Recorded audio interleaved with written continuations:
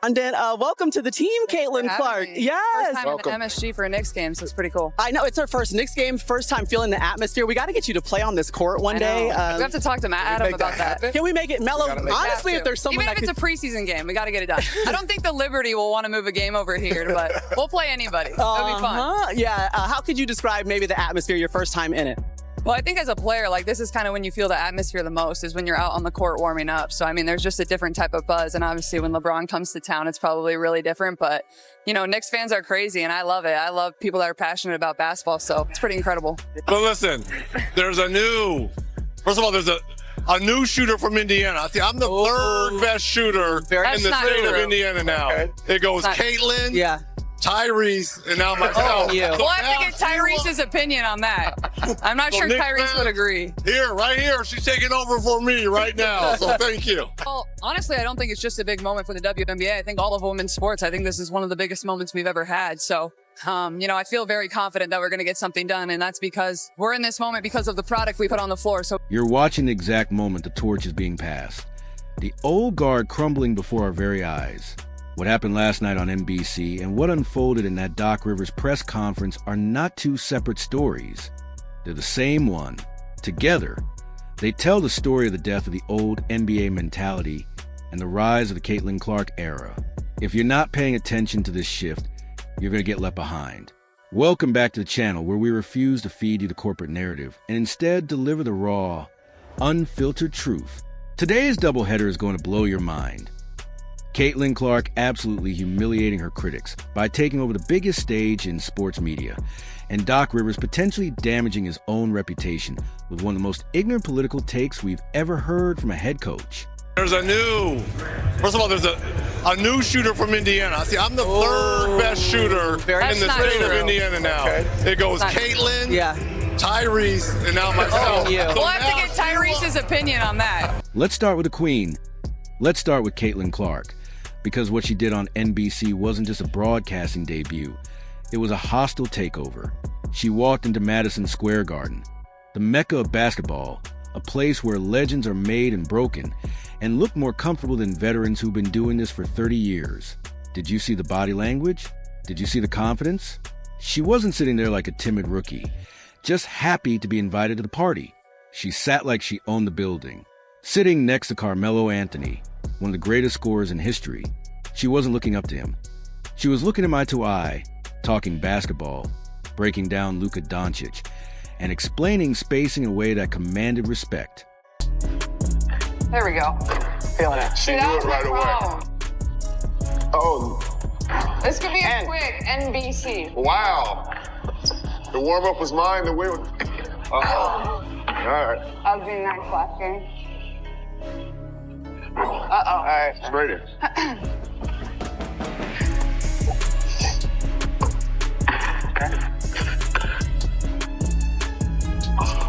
In. Guess what? In a game, that would still count for a point. It would. It absolutely would. Can you get this out the net? Now he's talking junk. Uh-oh. Okay. Uh-oh. There we go. Oh. Uh-oh. Oh, I don't like it. Yep. He's nervous. Game.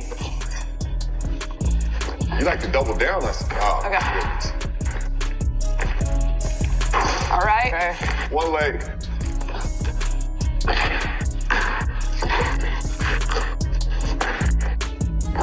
Tie game. In it. Short. Yeah, all right. Shortly good. Yeah, you're all right. And B. That looks good too. Okay. Okay, well, here comes B. All right. All right. B, here we go. Boom. Ah. All right, let's end it.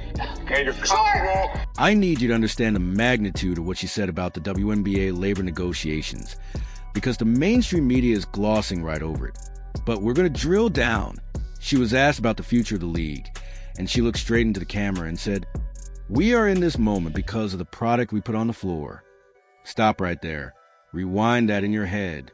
The product. She's telling you. She's telling the commissioner, Kathy Engelbert, and she's telling the owners that she is the product. She knows the charter flights, The sold-out arenas and the massive TV deals aren't the result of some boardroom strategy. They're happening because she pulls up from 40 feet, drains it, and people pay to watch. That's the Sure. No. Wow! Do you believe in magic or what? I know you create some all the time. This is for game. This is for game. All right. There's literally 0% chance he makes this again.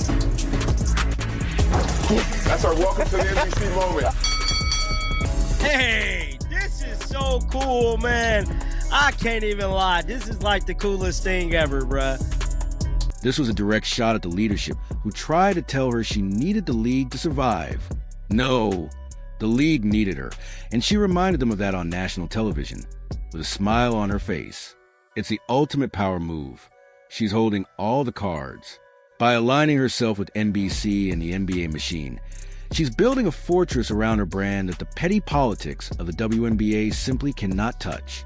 She is untouchable now, and she knows it. I gotta stop you. Y'all not at this moment because of the product on the floor. Y'all at this moment because of you, girl.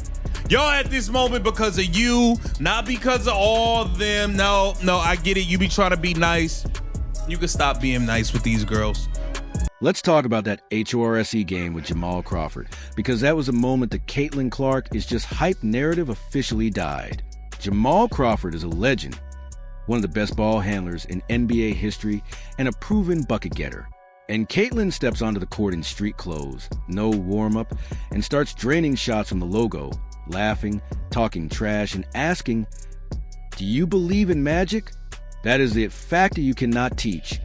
The charisma that Michael Jordan had, that Kobe had, and now she has.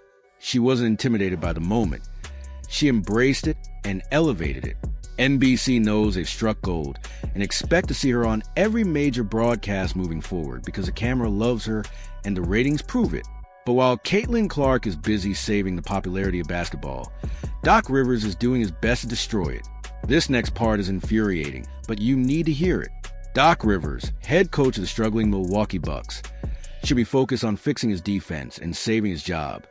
Yet he decided to use his platform to lecture the American public on immigration policy, specifically IC and deportation.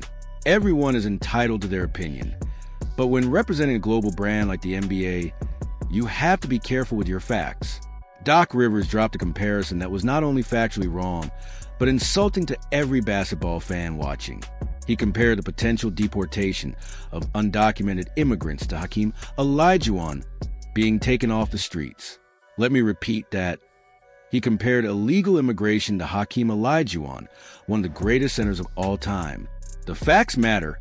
Hakeem Olajuwon came to the U.S. legally on a student visa to attend the University of Houston, followed the rules, and became a naturalized citizen in 1993. Comparing his lawful path to citizenship to people breaking the law to enter the country is a false equivalence of the highest order. It's lazy, dangerous rhetoric because it rewrites history to fit a political narrative. The comment section on this video is on fire for a reason. Fans are tired of being preached to by millionaires living in gated communities. They're saying, "Doc, your team is losing. Fix the pick and roll defense and stop worrying about border policy." This is exactly why the NBA has lost half its audience over the last decade. People tune in to watch a game, escape their daily stress, and instead get a lecture from a coach who hasn't done his homework. Hakeem Olajuwon is an American success story, a true embodiment of the American dream. Coming to the U.S., working hard, following the law, and achieving greatness. Doc Rivers tried to use him as a political pawn, and it backfired spectacularly.